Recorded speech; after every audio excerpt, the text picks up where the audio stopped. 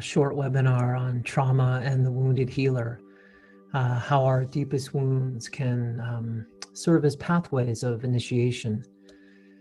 In my work as a psychotherapist and a teacher, I'm asked a lot about trauma and the relationship really between our wounding and our spiritual lives, and the role of the body and the nervous system in healing. I think that many of us interested in things like spirituality and yoga and meditation have been wounded in our lives, whether that be physically, emotionally, or even at a deeper soul level. And, whether this wounding manifests as trauma or disorganized attachment, depression, or through any manner of personal or archetypal betrayals, it has a way of coloring our perception and affecting our capacity to feel safe. Our increasingly speedy and fragmented culture has come to pathologize valid human experiences such as grief or melancholy, restlessness or anger, giving rise to psychiatric and self-help communities determined to cure or transcend dimensions of our experience that contain really essential data and information for our unique journeys. The truth is that for some of us, initiation occurs by way of transition, dissolution, and loss. These experiences are not signs of errors or mistakes, but really calls to depth and evidence of how our wounding can serve an initiatory function. At times, our deeper healing requires that the wound disclose itself in more subtle ways, that it open and reveal, where it can seem like things are getting worse. This is really hard to let in. Why is it that it's taking so long for me to feel better or to heal? What am I doing wrong? I've failed yet again. But to really start to trust this process and the timeline that is guiding us, guiding it really asks so much of us, as we don't really live in a world that supports this idea of the wound as initiation. I mean, it's not an easy life, that of the wounded healer, and certainly not one that we choose consciously. But it is the noble and the honorable, I think, inheritance of many who are called to the path. I think to really embrace this invitation requires us to walk in this world against the grain, with our own sensitivities and eccentricities by our side, and remain open to deeper revelation of shadow, and to dare to consider the radical possibility that the ally or the friend will appear in infinite ways, not to harm, but to reveal. And, in my experience over the last 30 or so years on this path, really through my own pain and grief, and also in my clinical work with a lot of courageous women and men, I think the most important discovery that I've been gifted with is the reality that there is really a profound medicine that is found in the very core of our wounding, that in fact is only found there. But the wound has to open, and it has to be tended in a new way in order for this revelation to become part of our conscious embodied experience. It's so human and so valid to want to cure or transcend our wounds. But there's also another doorway, that has been revealed to us by the great poets, mystics, and alchemists, and ordinary women and men, really in all cultures and time periods. And, this is really where the wound is seen not as an obstacle to our path, but as the very path itself, where we begin to recognize our wounding as a call. We've been through so much over this last year, a full spectrum reorganization, really, including the loss of so many of our familiar reference points, personally, culturally, and collectively. And many of us are experiencing a deep sort of soul level exhaustion, where what we thought we knew about ourselves, what matters most to us, what we're doing here, where we're headed, So much of this has been called into question and in many ways has fallen apart. This reorganization of the known is wired in, I think, to any deep journey of transformation and healing. And while on the one hand it can be exciting, even thrilling, it's almost simultaneously almost always going to be a bit disorienting. Who I am and the way things were supposed to unfold in my life, the person who is supposed to be by my side, the work I was supposed to do and find meaning in, the body that was supposed to always be healthy and strong, a psyche where there was never going to be any restlessness, depression, loneliness, or anxiety.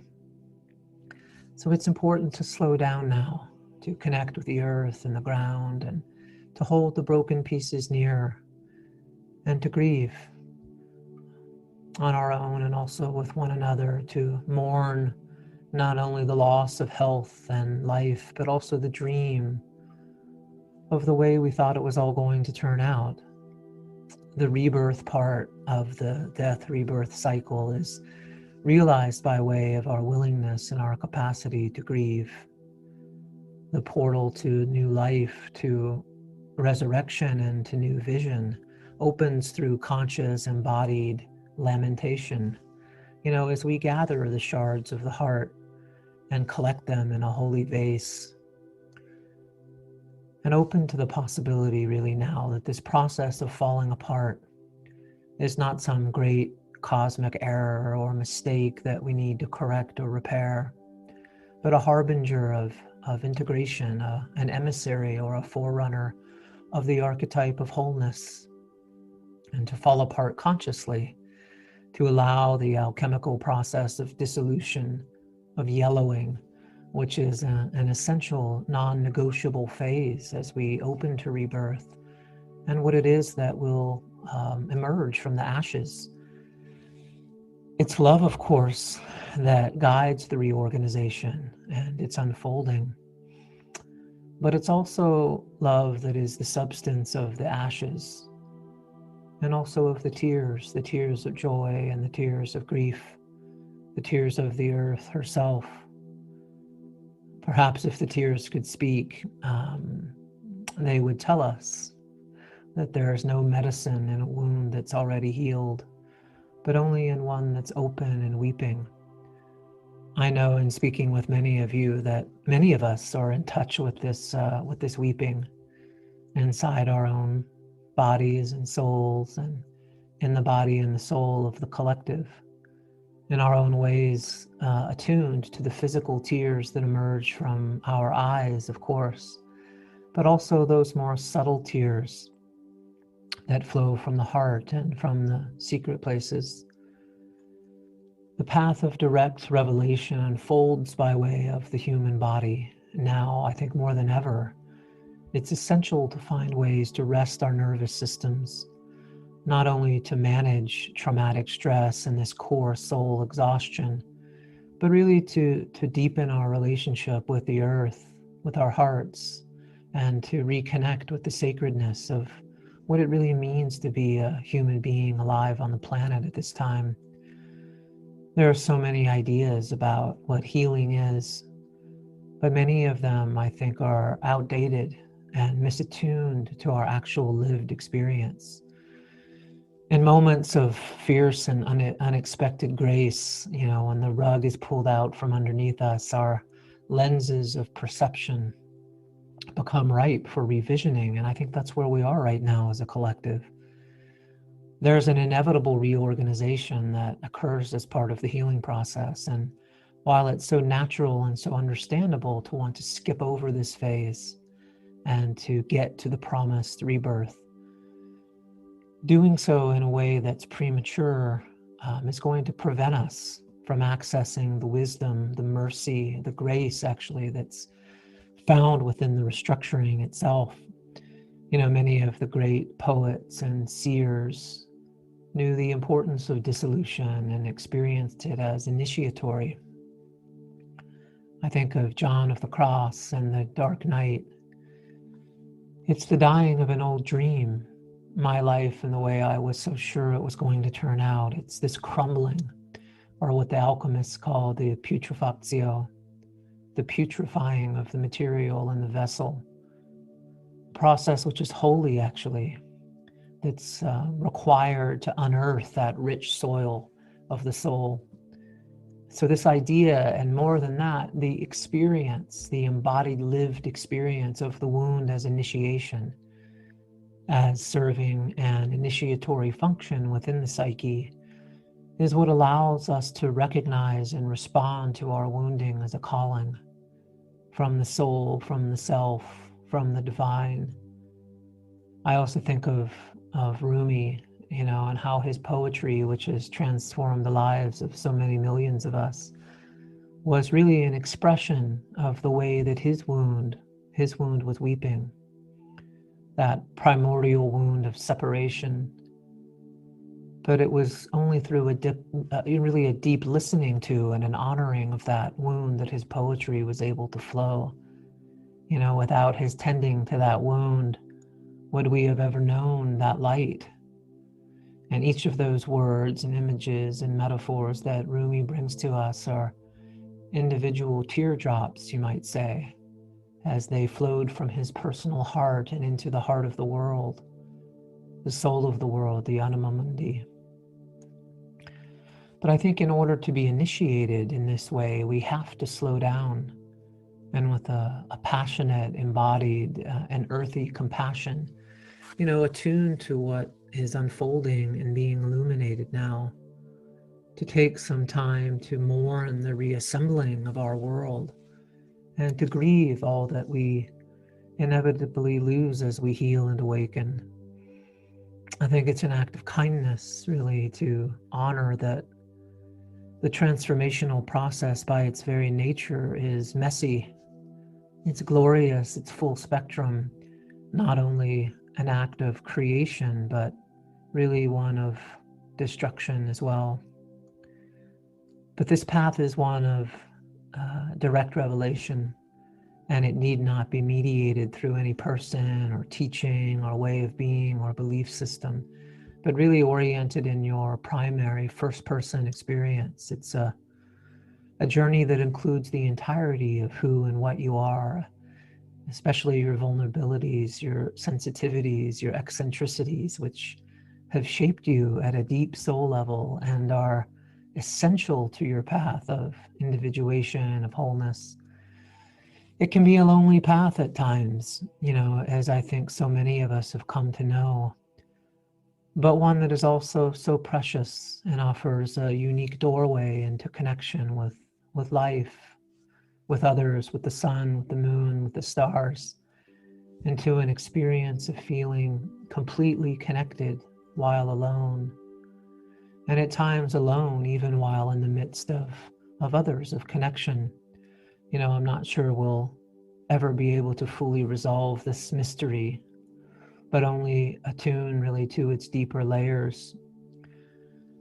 But this path of the wounded healer encompasses the full spectrum of the wound and honors both the somatic as well as the relational component of our hurt, our sensitivity, our longing, and our grief.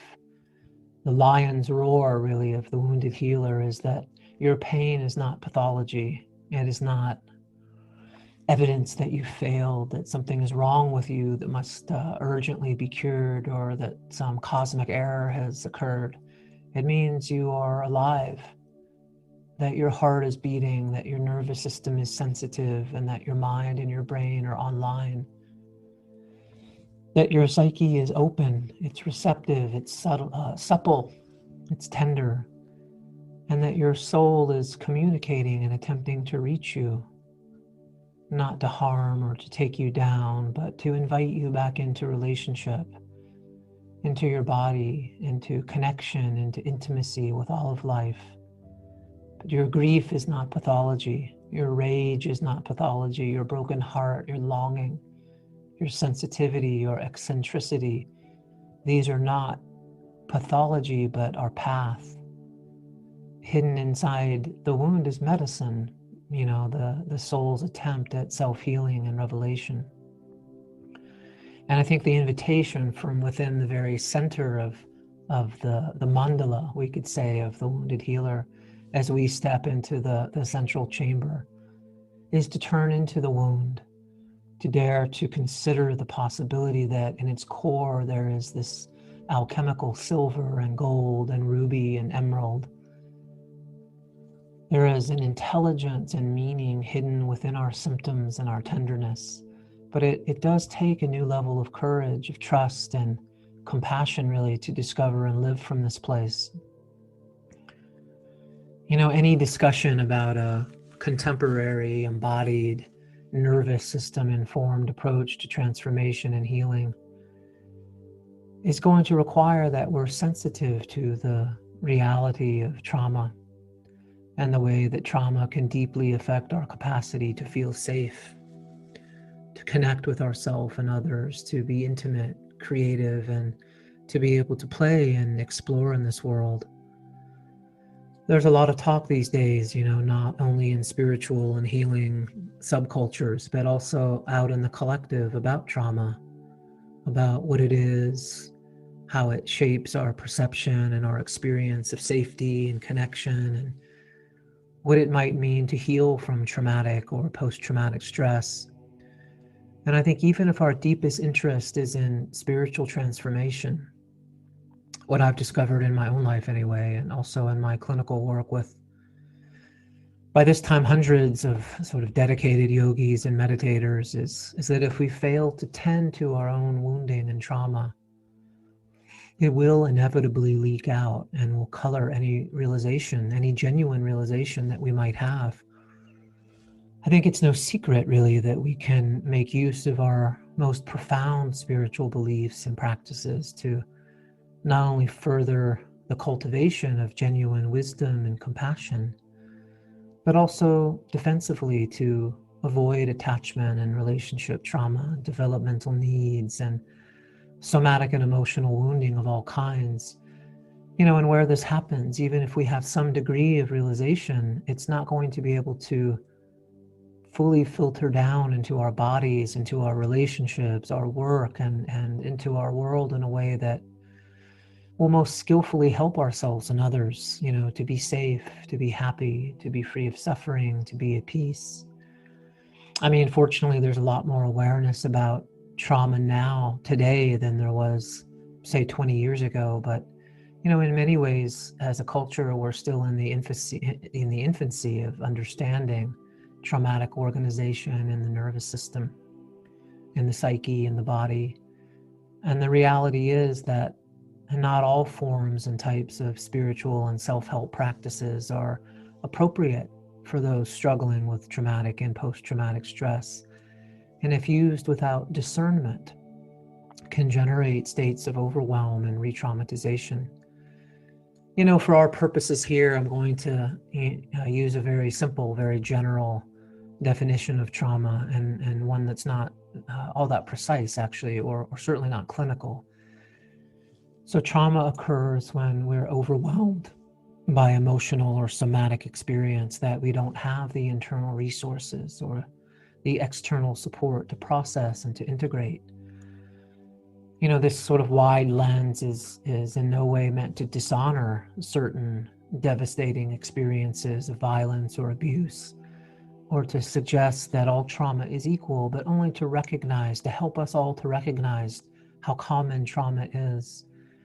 You know, and of course, there's a wide range of traumatic experience, including, you know, one-time events like war or rape or invasive medical procedures, natural disasters, car accidents, physical assaults.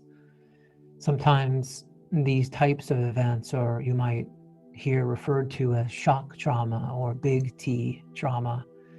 And what we're speaking about here is, of course, relevant to these types of situations. But I think in large part, what I wanted to address here, which will be a lot more common for most of us, is what is often referred to as developmental or relational trauma, which accumulates over time in the nervous system and the psyche as the result of ongoing failures in empathy and mirroring, chronic misattunement or neglect, rejecting, dismissing, shaming behavior from early caregivers, various forms of narcissistic injury and attachment wounding. And I think one of the main things that we've learned about trauma over the last couple of decades is that it's not so much what happens that causes an experience to embed as trauma, but really how that experience comes to be organized in the body and the nervous system.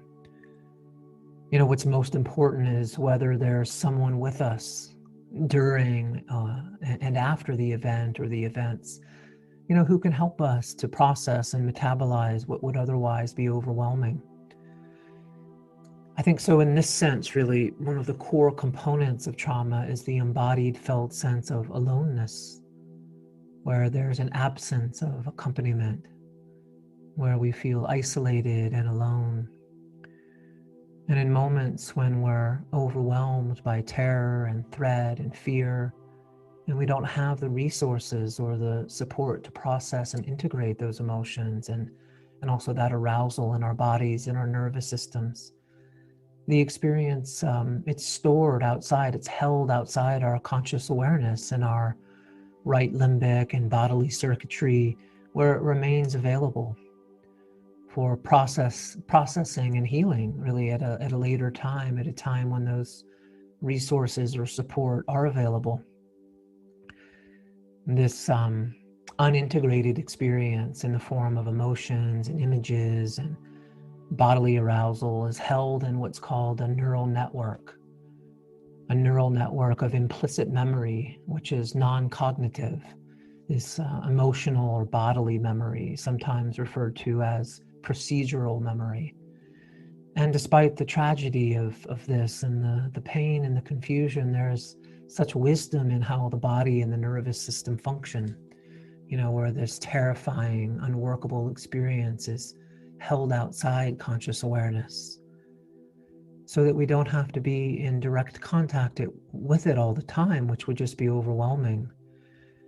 And so while this process is incredibly intelligent, adaptive, and even creative, the unintegrated or the unprocessed material, as we know, isn't transformed or healed, but it's still there, where it can be reactivated in a future moment of overwhelm, of stress, of fear. We sometimes call this activation being triggered, which is a bit of an aggressive metaphor, but it's where our reaction might seem out of proportion with the actual nature of events happening around us. For example, at times we might just become flooded by very intense bodily sensations, by anxiety or panic, but we're unsure of the cause, really, of this waterfall of emotional and somatic experience. And this is one of the hallmarks of trauma, the awakening of this implicit activation. So from this perspective, then, healing would involve the capacity, whether by way of new internal resources or through the support of another, through that shared or joined window of tolerance with another person, that capacity to process and integrate that which wasn't possible at an earlier time, where we literally go into the neural network that is holding the unmetabolized material, and we seed it with these qualities of empathy, of companionship, of holding. More than anything, we infuse the neural network with that felt sense of safety. So we have these two components of trauma and wounding, the overwhelming experience on the one hand, and then this deep sense of aloneness on the other, that not only do we have these very unworkable and terrifying, flooding images, feelings, and sensations, but that at some very basic level, we're alone with all of that. The imprints of trauma are not stored so much as a verbal narrative about some tragic event that happened in our past, through what we ordinarily understand as thoughts or thinking, but rather as this unsafe or overwhelming bodily sensations experienced right now. We might know with our minds that we're no longer in danger, or that the threatening person or the event was in the past, but the body experiences the feelings of unsafety and the accompanying emotions such as fear, shame, and rage, as if they're happening right now. This is the time machine effect of trauma, and takes us into the whole area of implicit memory, which is an incredibly important topic. However, it is a bit beyond the scope of this short presentation. But when we're in that time machine, there's a part of us that is experiencing the trauma as if it were happening right now. A part of us that is actually in the trauma, that's stuck in that memory and experience as if we were frozen in time. And this is a subcortical experience, meaning that it's not something we can just think our way out of, but is actually part of that bodily procedural memory where it's embedded. And so as an act of mercy, of compassion, we're asked to take care of that little one, that frozen one, to ensure that he or she is not alone, that we'll listen to them, that we'll be there for them and hold them, so that they're able to feel felt and understood, and more than anything, to know that they're safe now, perhaps for the first time ever. And so the invitation is, in those moments when it feels safe enough, when we have the internal resources or the external support, to open to a part of ourselves that's been hurt, to invite that wounded one into the space around you, into a safe field where he or she can be seen, felt, heard, and held. And in whatever way is natural or resonant for you, to communicate to this part your intention to provide him or her with what wasn't available at an earlier time, whether that's safety or kindness or compassion or acceptance or validation, or just the willingness for someone to be there with them and listen to them. And even if you aren't able to provide these things quite yet, just to open to doing so as an intention or an aspiration. Yes, I hear you. I see you. I want to know you, to hold you, to care for you, to listen to you. I will not forget you. You are no longer alone. You are safe now. So in conclusion, when we speak about the archetype or the living reality of the wounded healer, we're also speaking about trauma.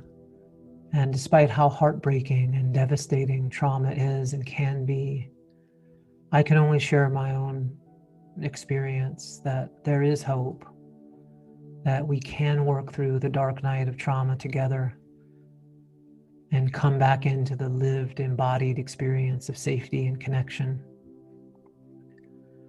I mean, this isn't just a theory for me, though it's encouraging that the research supports this sort of deep healing, even at a synaptic level. But it's something I've learned directly from hundreds of courageous women and men over the years who have shown me, demonstrated to me, the outrageous capacity of the human heart and the nervous system to heal, and how through our wounding we can discover light. We can connect more deeply with ourselves and with others, and that our tenderness and our sensitivities can open us to the soul in ways that are not possible without this sort of shattering. And as we do this work, I think we're reminded that it's never for ourselves alone, but for all of life, including the ancestors and the ones yet to come. And so never underestimate the power of love and the devastating truth that so many of our dear brothers and sisters have never really known a safe container in which to tend to the overwhelming thoughts, feelings, and memories of trauma.